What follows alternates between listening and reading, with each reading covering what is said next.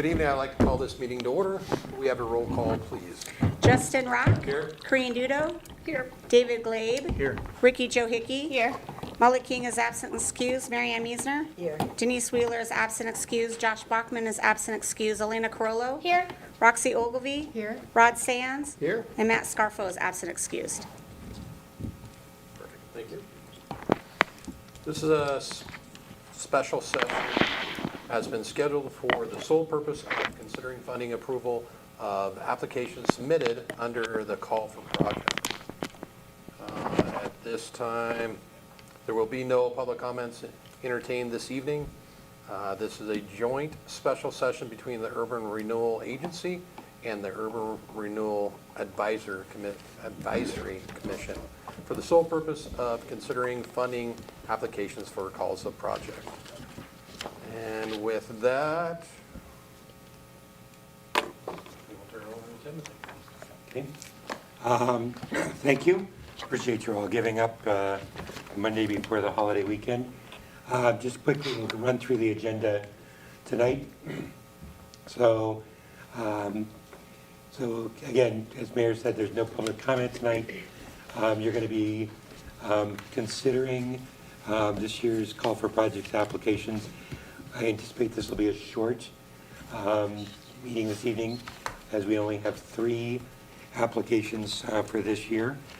And I would remind you that as we go through those applications, once we've completed the staff reports and the agency and advisory committee questions, we'll take a short break. Each of you will be able to award up to 65 discretionary points for each applicant. So we'll take a break while the agency and advisory committee tally their scores. We'll come back. City manager, district manager will then tally all the total scores, and we'll have a final score. Remind you that you are not obligated to expend all of the funds or to approve any application. So I think these are all solid applications based on staff reports, but there's no requirement on the agency or advisory committee to fund projects if you don't feel that they meet the requirements. So should be a quick meeting. Very quickly, this year was a little different from last year. Based on feedback from last year's call for projects meeting, we made some revisions in the policy. We also changed the application process. I think those were both fairly positive changes this year. We did an online application process. We did get some feedback that the fact that it had to be completed in one setting was a little challenging, but all of our applicants who submitted were able to do that. I think we found that actually worked well for us. We encourage folks to do their application in just a Microsoft Word document first, spell check it, proof it, and then just cut and paste. And for most of them, I think that worked well. There were a couple of minor glitches in the first application. We fixed those pretty easily, and most of our other applicants felt like the proposal worked pretty well. The one big change that the agency made last year was the strict prohibition on incomplete applications. So we did have one potential application that we actively discouraged from applying. We met with them about a week before the deadline, and their project was really all over the board. They were still kind of a what if we did this and we might do this. And it was very clear that they would not be able to really meet the requirement of a complete application. So we did encourage them to wait and look at coming back. So we did have a total of 4 applications submitted. One of those applications was not eligible. They had completed most of the work in November and December before the application period even opened. So we can't fund retroactively. So we informed them of that. They did have some work left on the building that would be eligible for a Main Street facade grant, so we referred them to pursue that opportunity. So that left us with three applications this year. So if we can go to the next slide. I think we just covered this, so we'll go one more slide. So this was our timeline. We opened in March 5th. We accepted applications through May 15th. We reviewed them, deemed them complete. We sent out packets to the agency on June 15th. We asked for any questions, comments from agency or advisory committee members in that first week. We have heard none, so I'm going to go out on a limb and say projects were fairly straightforward and staff reports were sufficient to answer most questions. But if you have additional questions this evening, feel free to ask those. We'll try to address those. So, so our first project is the Flying M Designs. This is actually a business expansion. This is a small specialty products customization business currently located on the corner of, I believe it is Fur and Jefferson. And so they are expanding into the old Baxter Automotive building. This particular project includes a significant amount of work that's just deferred maintenance. It's a roof that needs severe replacement and repair, significant new HVAC signage. They'll reconfigure some shop space. And then the back portion of the building, we'll see most of the work. That's where the HVAC will be installed. And they'll also be renovating the back of the building, replacing their garage door, creating a more functional service delivery bay for picking up freight and pickup of larger orders. So pretty good project, $134,000, $134,900 project. 67,477 is the grant request and eligible amount. So staff report on this project was 97 points. So are there any questions specific to the Flying M project first? No, I think that building is on Adams between Fur and Greenwood. Yes, this one is on Adams. They're expanding from their previous location, which So is they're on. expanding into the Jefferson. So they're in Jefferson, on Jefferson, and They're moving forward. yeah, so they're expanding out of that space. This will roughly double their space. So really great business expansion project for us to give. Timothy, can you just give us a quick refresher? I know in the application there was something, maybe work has already begun. Can you speak to what is eligible or isn't eligible? So on this project, they did request a start early authorization, and that was granted. We also did a start early request and granted that for the next project we're looking at as well, for the Mountain West Plaza expansion. So that is allowable under the policy. What we can't do is fund projects where work has started before the application is deemed complete. So once we have a deemed complete application, then they can proceed, and then any work that's completed during the process would still be eligible for funding during this process. Great, thank you. Okay? So I think any other questions on Flying M, Baxter Building? So, okay, so the next one is Mountain West Plaza, Phase 3. This is actually Kager Brassett's project. Kager has done work on the two adjacent lots out there, developed two little office complex, and this is the Phase 3 of that complex. This is the largest project, obviously. We have $2.5 million project. This particular project, if you want to go back to the photo, if you look at this is the old radio station used to be there. You can see the radio tower in the background. This project will include removal of the front building, which has already been removed from the site. That building was relocated and will be transformed into residential on a different lot. The small building in the back is in bad enough shape that it'll just be demolished. And then this will then be a brand new office complex, and I think the application probably has the best floor plan and design renderings. This is already in review process with zoning and planning, so they already have their site plan, and that's included in your packet, so you can get a sense for the scope of improvements and the layout of the facility.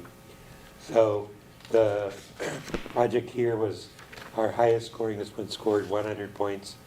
Funding request is $75,000, and it would be eligible for the $75,000 in the grant.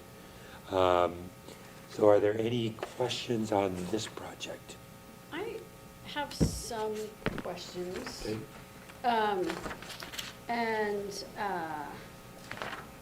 This, it's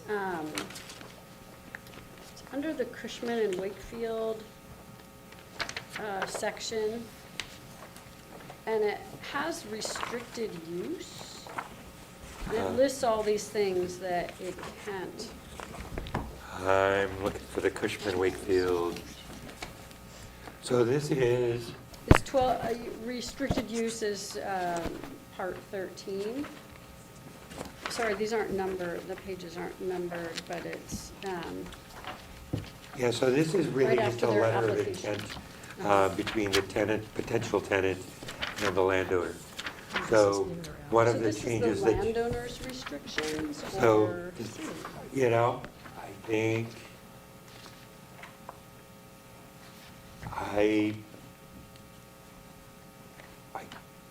I think this is negotiated between the tenant and the landlord. Okay.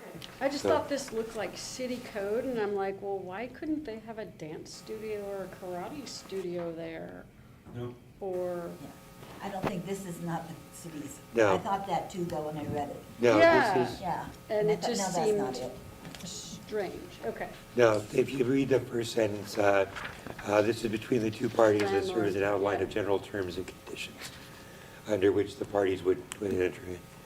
So this really comes back to that long-standing conversation that we've had about needing a business plan, and since the landowner basically doesn't have a business plan, but how he's going to market the property, and this is really answers that question of there is a marketing effort, and in fact, there's potentially a letter of agreement between the first tenant already. And are they connecting the parking lot to that of the other buildings over there? Um, Isn't that- I That's read what that it somewhere. said I think you would have to look and see if that shows up on the site plan. Oh, I thought, I That's read about it included. anyway, that they were doing that.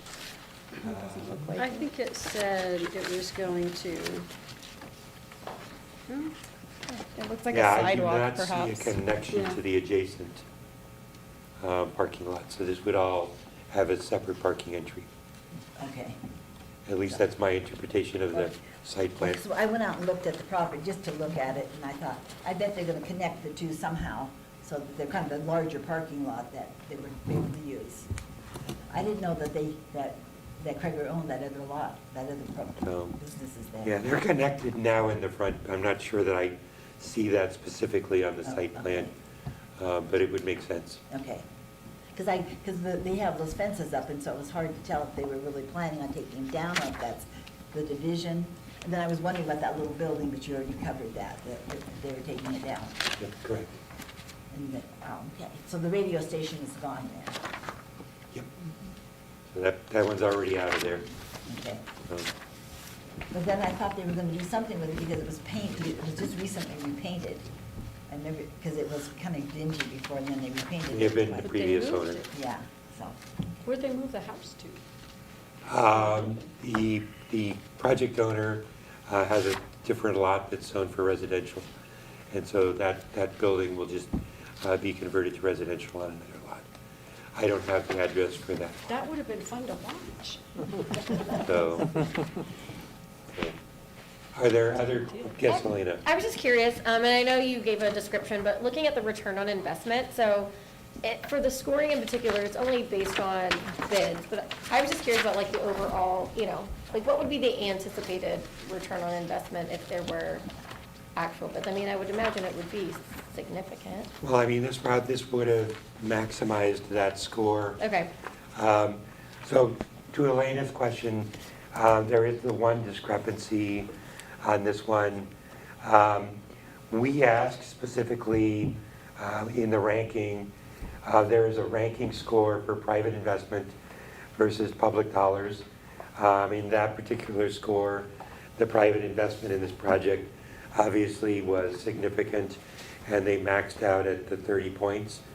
There is a separate score that's registered for return on investment. In that one, the agency's policy specifically notes that we have to have, that we can only count estimates, bids from licensed contractors. And in this case, because this project, while it is going through the planning process, it's in the midst of its zoning approvals. And we have what I believe are accurate budget numbers from the developer based on his expertise and experience with adjacent projects. The project has not gone out to bid, so these numbers were not provided by a licensed contractor. So therefore, on this one, we unfortunately scored 0 in that category because we couldn't use numbers that weren't provided. So that's the discrepancy that you saw there, based on policy that the agency has established and held for at least the 5 years that I've been here. So does that answer your question? yes. But I mean, theoretically, if there were bids, they would score. Theoretically, that would have been worth 50 points and it would have maxed Perfect. that category as well. Yeah, okay, thank you. So it's still our highest ranked project for this round.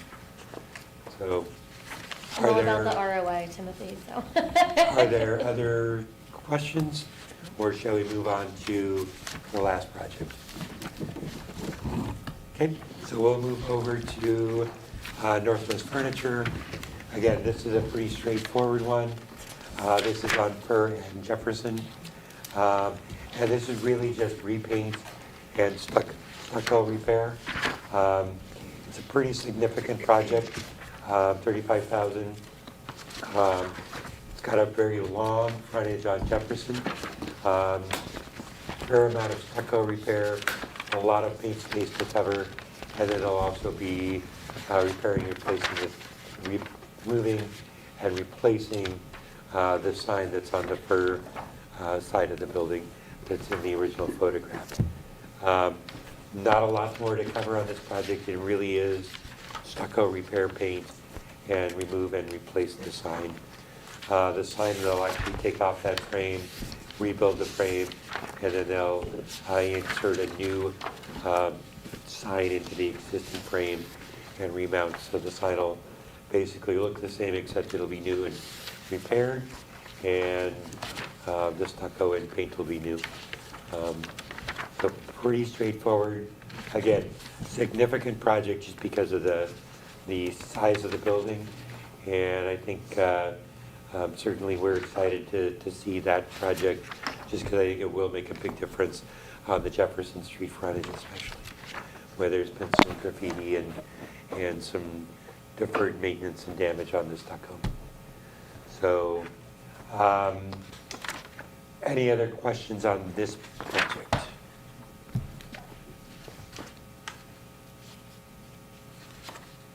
Okay. Sounds like everybody is eager to just get in and vote and make some decisions. So, Mr. Mayor, do you have any other questions? Okay. Then shall we If there's no other questions, then But do we have to do that? would you like to adjourn us for the committee to vote? Actually, real quick, I'm going to do one little thing I want to do before we go to the voting. Okay. Or not voting, but the point system. Is there any member or counselor that has a declaration on these 3 items? Perfect. Just let them show there is none. So at this time, we're going to adjourn and then score the 3 different, is that correct? Correct. Timothy? Correct.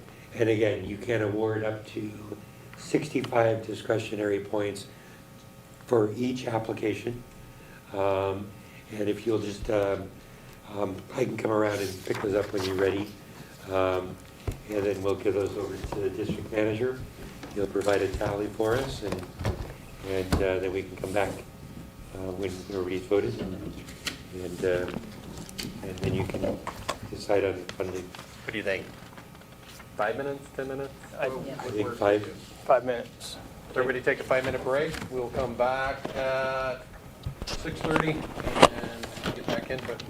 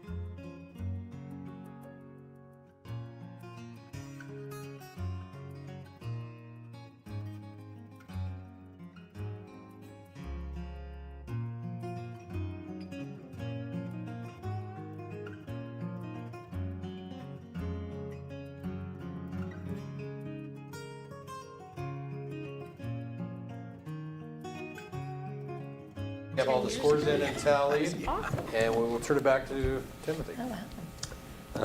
Actually, I'll take it from here. Or, I'm sorry, manager, I'll John? let Mr. Mackin manager. Right, so ultimately, the all scored out after everybody contributed their individual scorings. The highest would be, of course, Mountain West Plaza at 410, Flying M at number 2 with 387, and Northwest Furniture at 302. That being said, open for discussion on what you would like to rank, if anything different than what the scoring indicates. I thought these all got good projects. And They're all applications they're all were good well projects. done. I do too, I think they're worthwhile. They, projects. yeah, they're all dealing with I mean, I don't. blight and, In the past, I felt some of them kind of being not Yeah. worth it, but this one, I thought they were all great. yeah. Good work, team. So I would approve them all at their full amount. Yeah.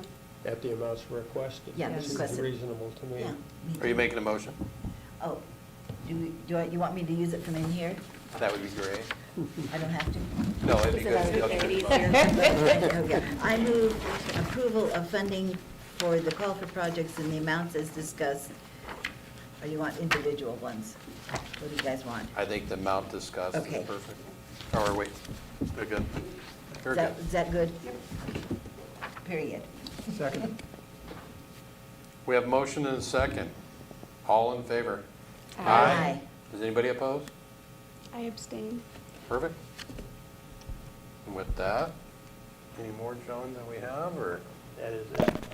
We have accomplished it in 32 minutes. Well, with that, we are adjourned. That is a good one.